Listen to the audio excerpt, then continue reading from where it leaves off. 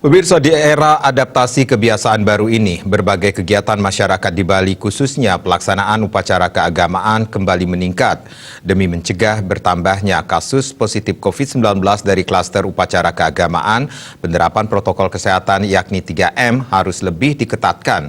Masyarakat harus disiplin dalam memakai masker, mencuci tangan dengan sabun di air mengalir, serta menjaga jarak dan menjauhi kerumunan. Pulau Bali identik dengan adat istiadat serta budayanya.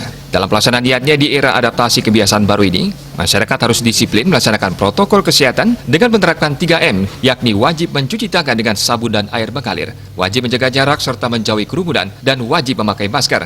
Salah satu penyesuaian dalam upacara keagamaan agar sesuai dengan protokol kesehatan adalah tidak terlalu banyak anggota masyarakat dilibatkan dalam upacara keagamaan.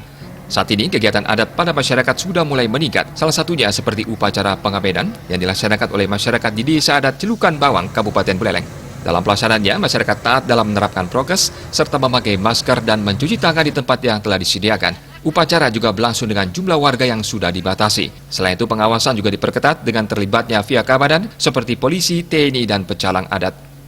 Kesadaran yang tinggi dalam penerapan 3M menjadi kunci pencegahan penularan COVID-19.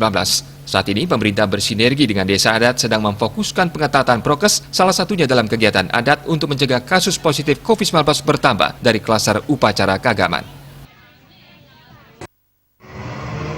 Juliana, Bali TV.